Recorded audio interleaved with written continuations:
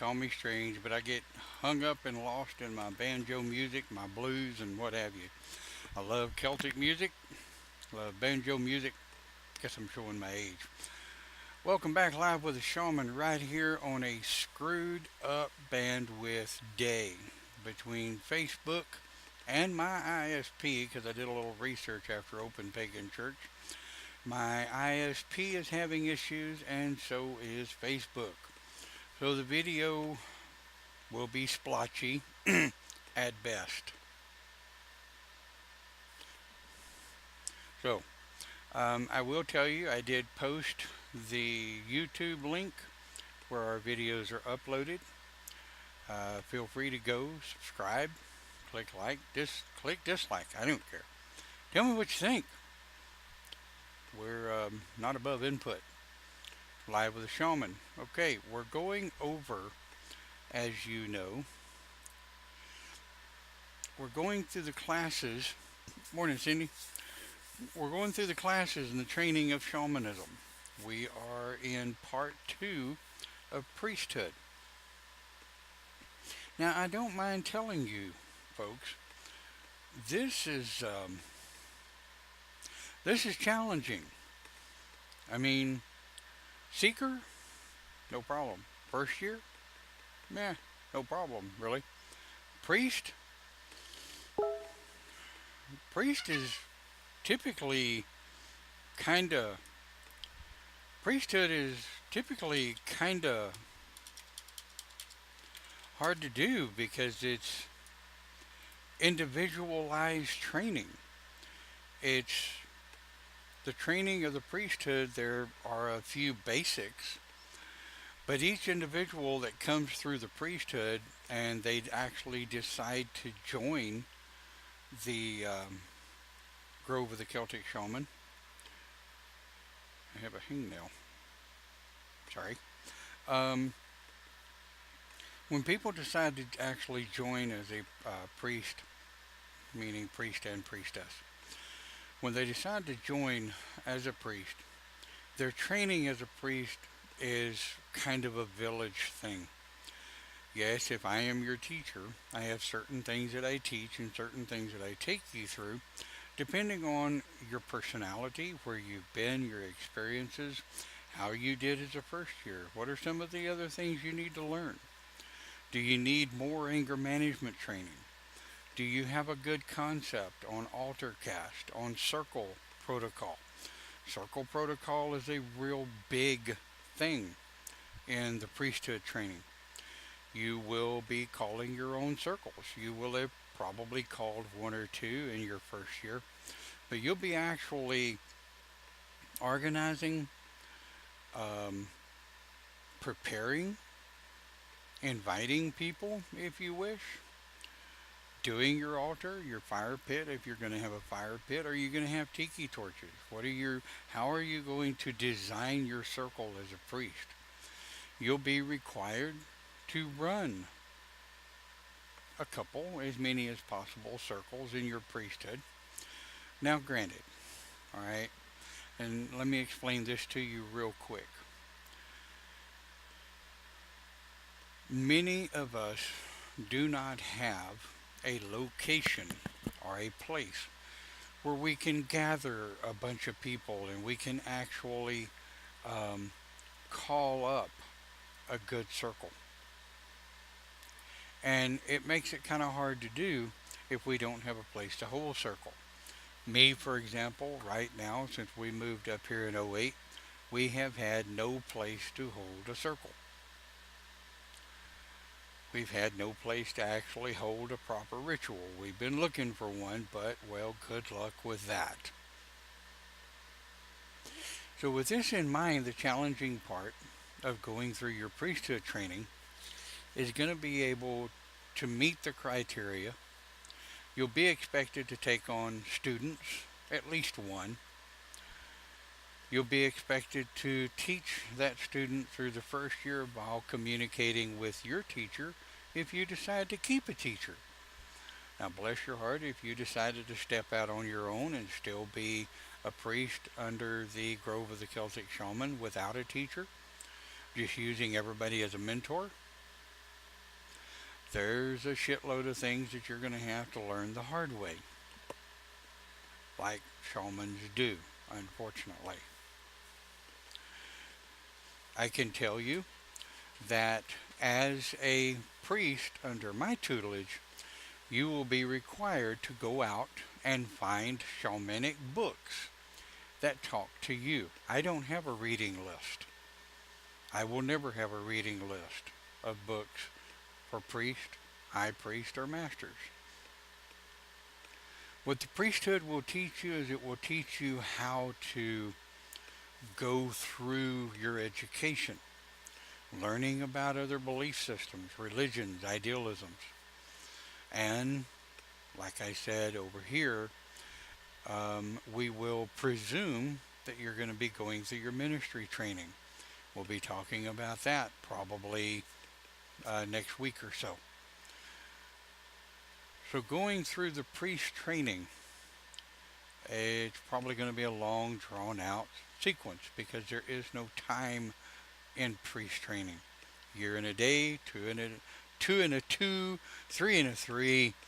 How the hell long ever you will be a priest. So without further ado, let's slide on over. Right. Okay. Last week we talked about you'll need to know your gifts of healing, right? All shamans are healers, but not all healers are shaman, contrary to wonderful modern day society's belief system. Study many other forms of shamanism you can find, right? Go out, find books, and don't just pick up any damn book that comes across. Actually go for books that speak to you.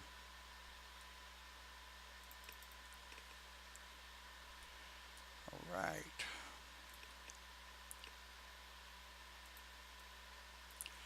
And I did run spell check and grammar check, so we're on a roll. Number 4 says you'll not be allowed for the first 6 months of the priesthood to attend other circles without first checking with your teacher. I kind of ended with that, and I want to kind of try to expand on that a little bit. I'm not going to tell you no, you cannot go to a Luciferian circle to learn about it. I'm not going to tell you no that you can't go to a Wiccan circle to learn about it. And I'm not going to tell you you can't go to a Pentecostal church if you want to learn about it. I know quite a bit about a lot of these different religions, traditions, idealisms, and philosophies. I have studied different types of religions for over 20 years. I don't know everything there is to know about any of them, but I do know a little bit about a lot of them. Enough to give you some tips and pointers to keep your ass from getting in trouble and saying something that you may wish you hadn't said or done. Why is my hair invisible? Oh, that's just weird. The hell is going on with my... Oh, that's weird. Alright, that's going to drive me bonkers.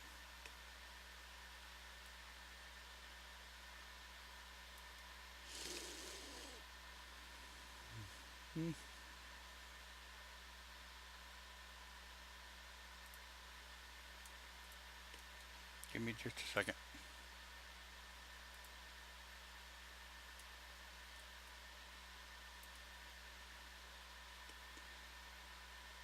Alright. Did it lock up?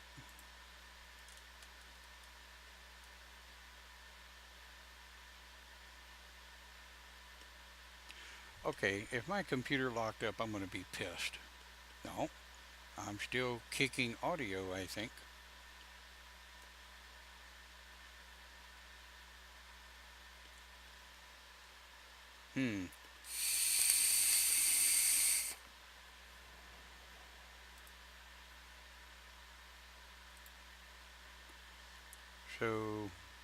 camera.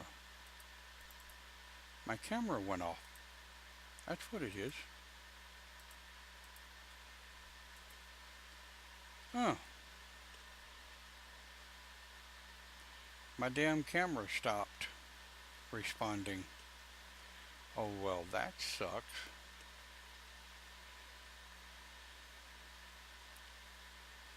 Okay, this is gonna suck.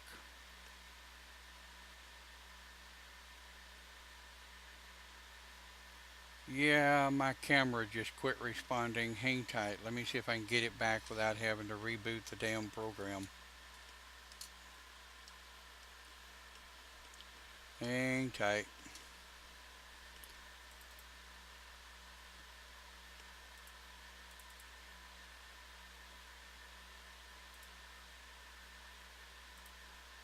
Alright, camera one, okay. Ha! There it is. Ha! Dang. Freaked my shit out. I was trying to figure out what happened to my color and my camera quit responding. Day's gonna be a digital gremlin day, right?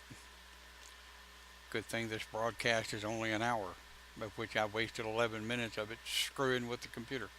Anyway, alright, so, yep, looks like the color's back and everything's back where it should be. Now, what the hell was I talking about? Number 4, where it says you're not allowed for the first 6 months of the priesthood to attend other circles without first checking with your teacher. The reason for that is, like I said before my camera so rudely interrupted me, is it's not because your teacher wants control over what you're doing. It's because your teacher's going to have insight, protocol insight. Say, for example, a Wiccan circle. If you know absolutely nothing about the Wiccan challenging at the gate, well, when the gate challenge points an anathema to your throat and says, "Why have you come to this circle?" you better have a fucking answer. That's all I can tell you. Um, Druids have a circle challenge. Shamans, we do not. We do not. We will be covering circle protocol in the priesthood over the next week or two. But what we're doing right now is laying out the basic do's and don'ts of priesthood, kind of what you'll be learning. Anyway, so um,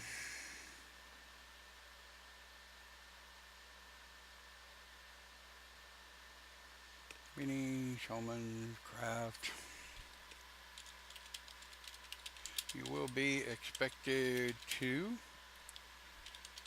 take on students.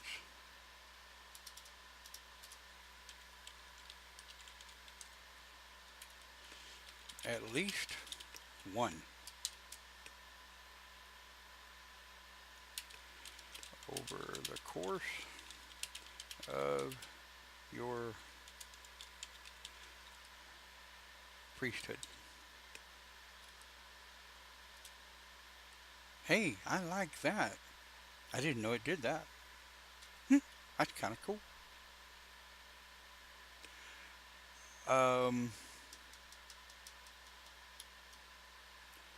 and number 6, wait, what the hell? 6.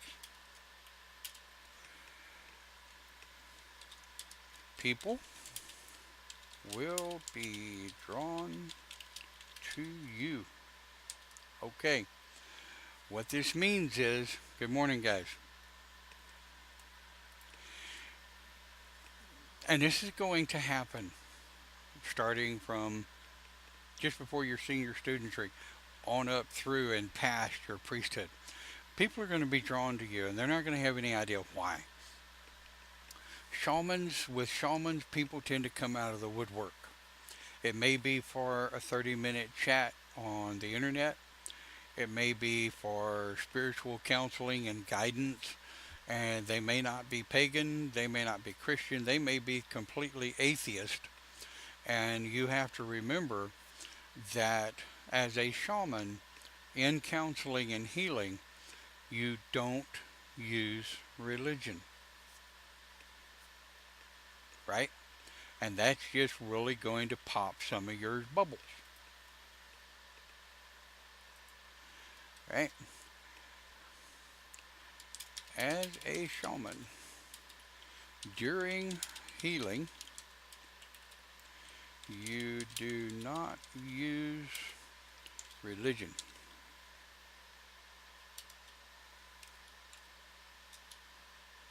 at all. You keep it neutral. N-U-T-R-A-L? No, neutral. N-U-T... Ah, hell. Somebody spell neutral. N-U-T-R-A-L?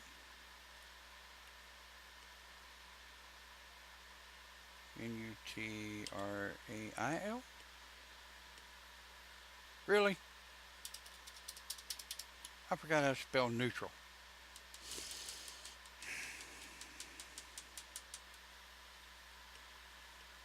Come on, somebody spell neutral. Shit. Keep it,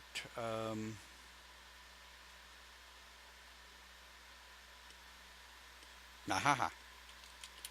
Non-denomination.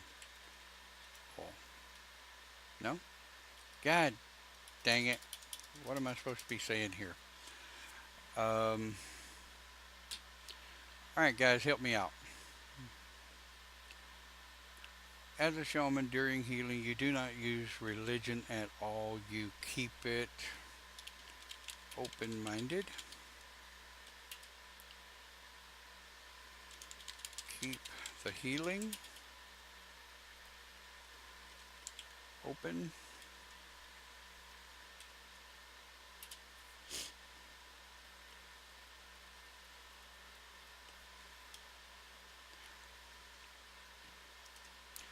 Seven. When you a client, you do not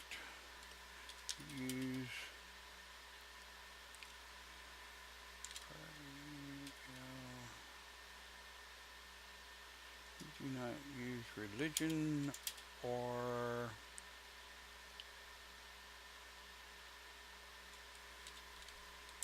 topics of religion. That's better? Yeah? Okay. Alright, so number 6, people will be drawn to you. Okay? As a shaman during healing, you do not use religion at all. You keep it open-minded. Keep the healing open. Number 7, when you have a client, you do not use religion or topics of religion.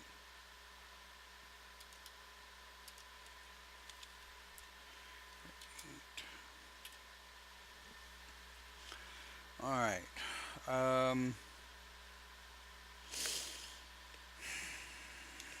See.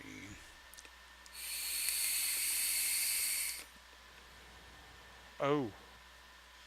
Oh. Honor. Always honor someone's space and what they are and are not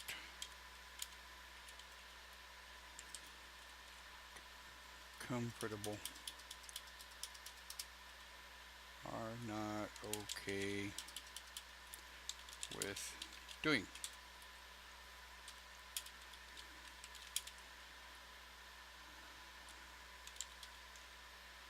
This means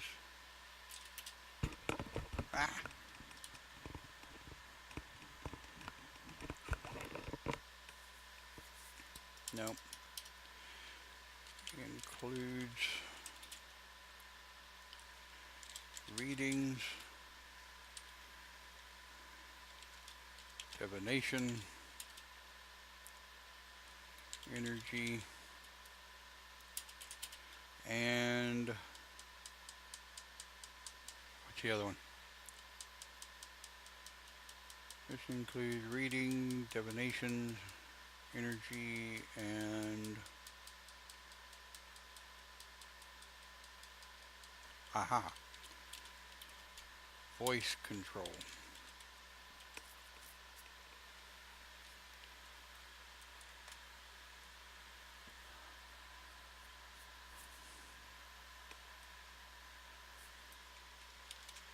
Thank you, Clint.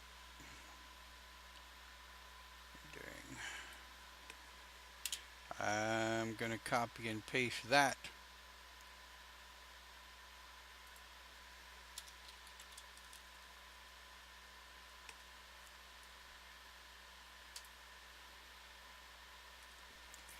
And yes, Facebook is about to drive me crazy with these blipping monitors.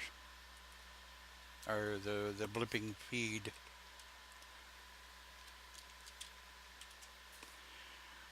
Alright. So, okay. So let's kind of go through these. Um, we talked about number 6. People will be drawn to you as a shaman. During healing, you don't use religion. You don't talk about religious references, and you don't use religious preferences. You are there for the client. The client may be Muslim, they may be Jewish, Christian, pagan, agnostic, atheist. You don't know. They are simply there for you to help them. Now, if they bring up religious philosophies, you have to play that by ear. That there is no writing for that. There is no instructions for that. Believe it or not, by the time you've been through your first year training into the first bit of your priesthood, you're going to have an idea of how to watch what the client is doing, read body language, read their eyes, right? Ah,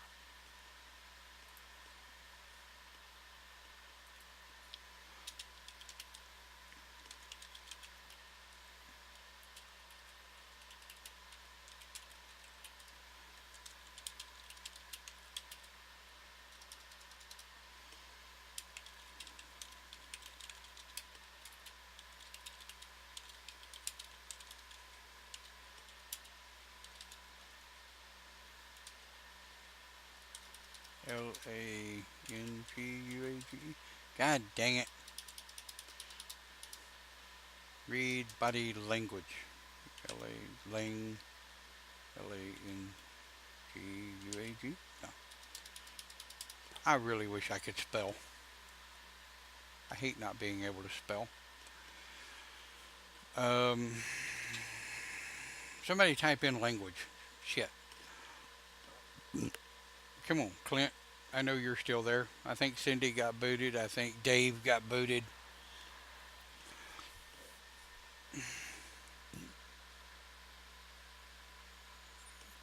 You'll learn how to read body language. Hell with it, I'll Google it.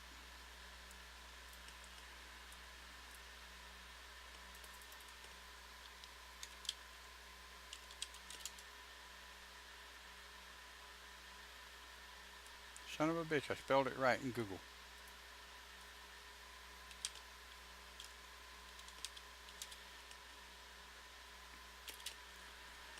Body language.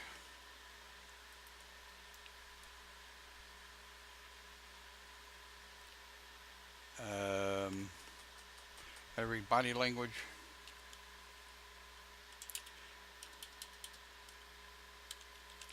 Eye movement.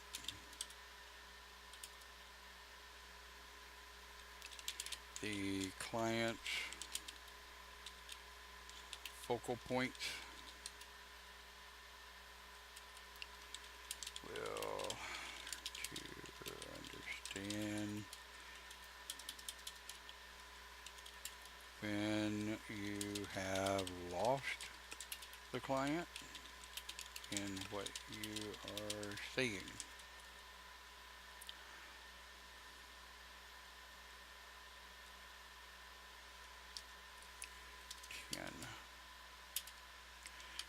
always make sure the client knows you are not a licensed, licensed, licensed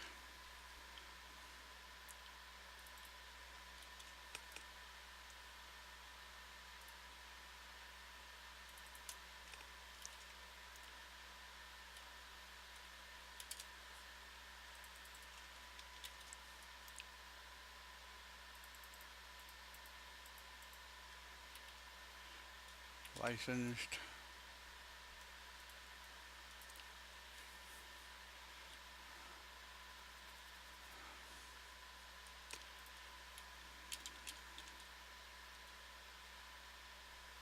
mental health care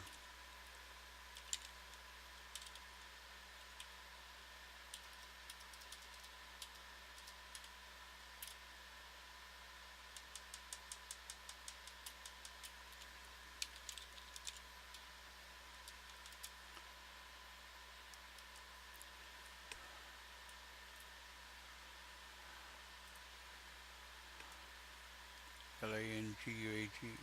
Yep. All right. Always make sure the client knows you are not a licensed mental health care doctor. Sounds wrong.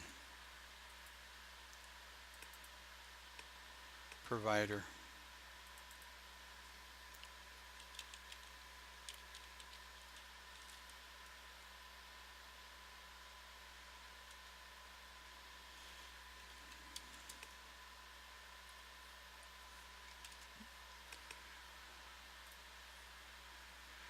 All right. What do we think? Um,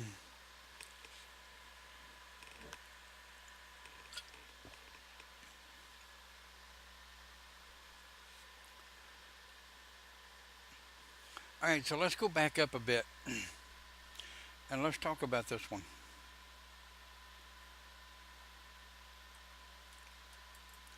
Energy and voice control. That's a big one.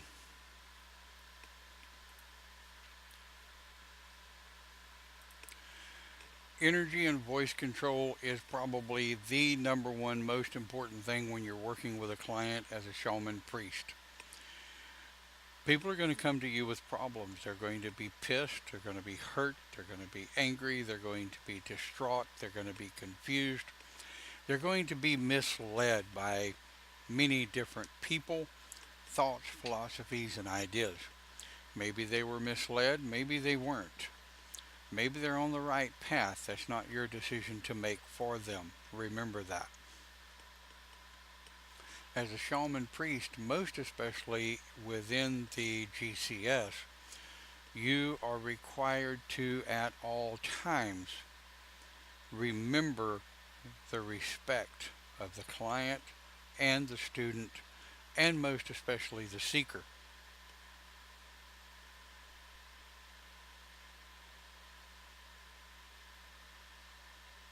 Ah, yeah, I have a SSD coming for my desktop. So hopefully by next week, my desktop I will have shuttled my Linux image over to an SSD and make it a whole lot more snappy. Anyway, so energy and voice. Well, you'll notice when I'm teaching, and I know most of you that watch our broadcast that have never been to a GCS circle, um, an HOP circle, or any of our circles that we have run, I keep voice control at a constant. When I'm doing open pagan church, I keep voice control at a constant. I try not to get excited. I try not to speak too loud. And I try not to hit the high notes of my voice because that does unnerve people at times. People don't like others with an extremely high pitched voice. Sometimes you have no choice, and it is what you are. Yeah, I wish I did. The one I'm getting is from a friend of mine. SSDs are SSDs are hard to come by. Well, affordable ones anyway, for those of us that have to work for a living. Energy and voice control, um, facial, your emotions on your face. You don't want to be stone cold, right? You don't want to be stone cold. You do need to have emotion in your voice. You need to care. You need to be empathetic, not sympathetic. People get pissed off when you are sympathetic of them. And if you don't know the difference, you're going to have to Google the difference between empathy and sympathy, right? Being empathetic with someone makes a good counselor, makes a good teacher, makes a good listener. Ooh.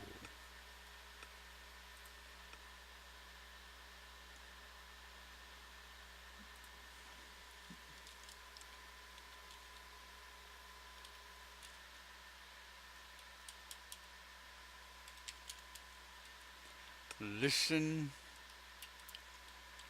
to the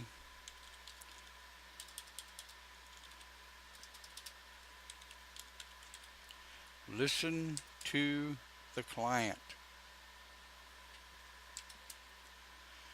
Listen to the client. Do not read into what the client may or may not be saying. Listen to what they're saying. Pay attention to what they're not saying. But don't assume.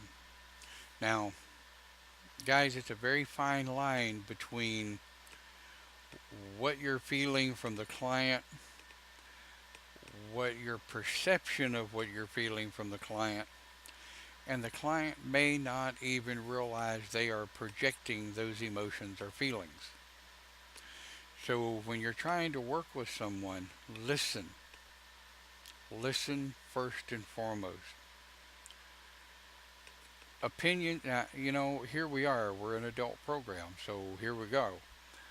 Opinions are like assholes. Everybody's got one, and most of them don't smell real well. Don't be so quick to offer an opinion before you listen to what the client is saying and listen to what they're not saying as well.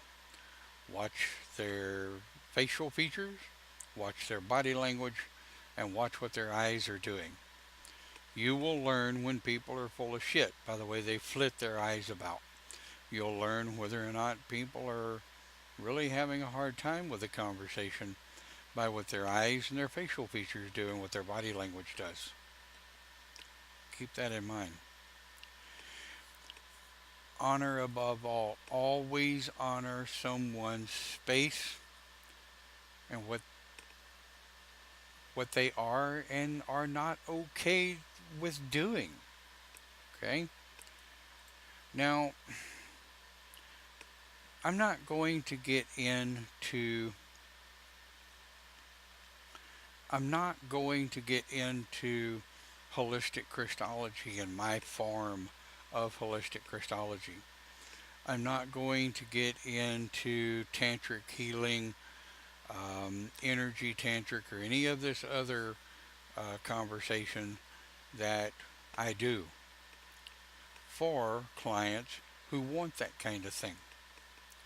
Sexual healing, sexual counseling from a spiritual standpoint. Notice I put that spiritual standpoint clause in there because I am not a licensed sex therapist, though I have entirely too many years at helping people through their sexual issues. Yeah, there goes my hair again. Something going on with the gamma.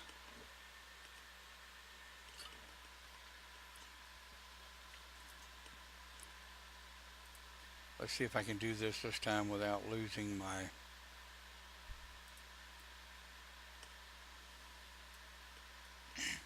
Alright. The camera's hanging in there. It's at 13.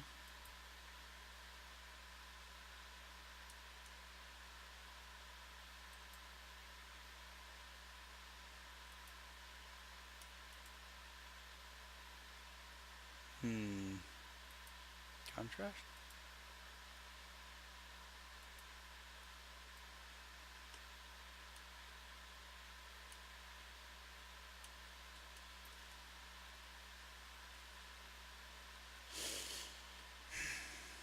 Smoothness, color, spill 441. Ah, there we go. That's better.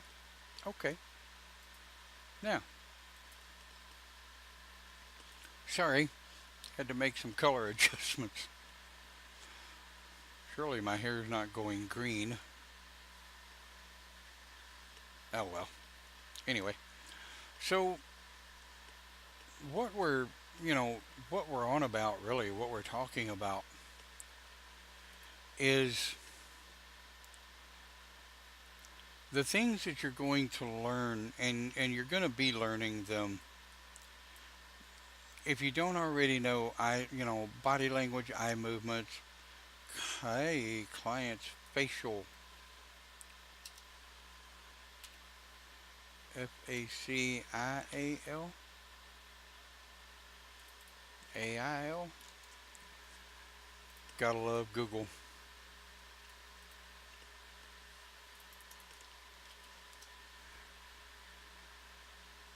FACIAL. Ah, damn, I did it right. So you're gonna be learning. Oh yeah, Facebook is messed up today. Ah, what do you say, Wayne? Going through class, man. Going through class. All right. So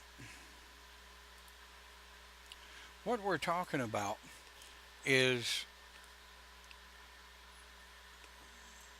when you're teaching someone as a teacher in the Grove of the Celtic Shaman,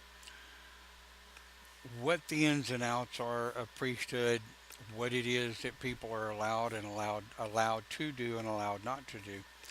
Like I said at the beginning of the broadcast, that's as individual as the person themselves. These are basic guidelines to follow as a student, as a priest within the Grove of the Celtic Shaman. Um, and the disclaimers. Guys, these disclaimers are highly, highly important. Always make sure the client knows you are not a licensed mental health care provider. I tell people when they come to me to sit down and talk, okay, yes, I am shaman. I have several years with counseling people, listening to their problems, and making recommendations. But I assure you, if you are outside of something I'm comfortable with, I will recommend you to a mental health care professional. I've had people call me that are on suicide watch. I talk to them for a bit. I find out that they are far more and above what I'm capable of handling. I have been known to do a three-way with suicide hotline. I've been known to call the suicide hotline and tell someone, look, I have a young man or a young woman on the phone with me. I am their minister. Um, we are pagan, but they have called me for advice, and it's outside of my expertise. So I wanted to come with them to the suicide hotline, so I did a three-way call. And I've stayed on the phone with them while they talk to the mental health care professional. So when you're going to be a shaman and you're listening to people and you're helping counsel people, there's a big ass responsibility there. Don't be afraid to tell someone that is really outside of my comfort zone as far as mental health goes. If you would like, I will help you find a mental health care professional that will help you.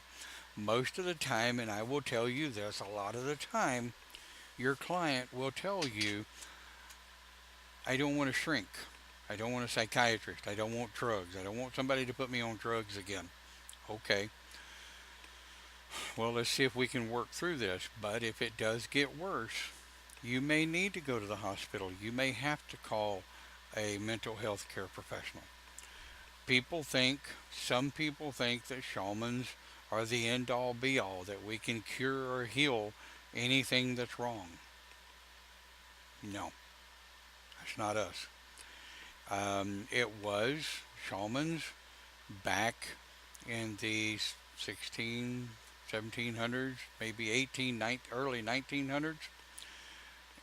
But as the laws have changed, and as psychiatry and psychologists have changed, so have, like I say, the laws and what we are legally capable of doing.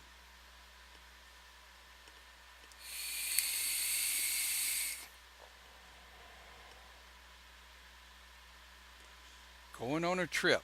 Well, Sabrina, you be damn careful on your trip, and a lot going on with the family. I understand that. Take care of you, and remember, don't let your mockingbird mouth overload your hummingbird ass. The only advice I got to give you. Right. So, getting back where we're at, make sure these people understand you're not trying to be something that you're not. Right? You're not trying to be something that you're not.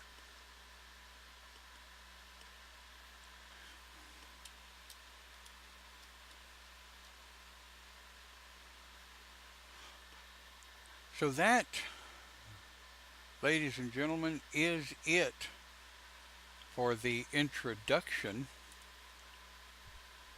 to the first year healing. Through the first year healing.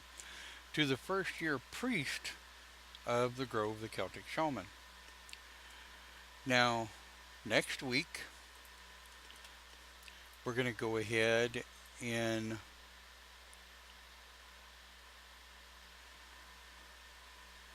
chapter 3, or part 3.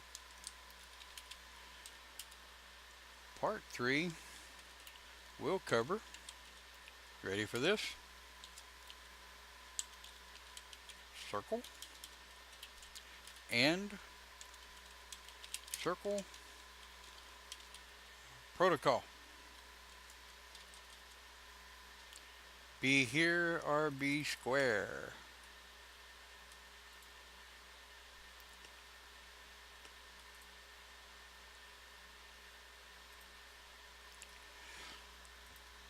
So,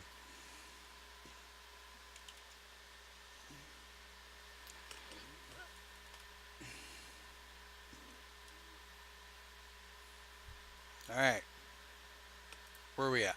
Okay. Over the course of the next week, I'm going to try to pull in some of the instructions out of the Circle Protocol document. We're going to be going to that into great detail. Circle Protocol of the conditioning of the circle, getting ready to call, conducting a circle. How do you contact people and decide who to invite? So next week's going to be a pretty interesting class, I think. Circle Protocol. Absolutely. Okay. Well, we're going to call it done. I'm going to give you back the rest of your Sunday. Hope you're enjoying these classes as they're going along. When it comes to priest and priesthood, it's fly by the seat of your pants because, like I said, everybody's different. No two students are the same, and you just got to kind of have to go with it.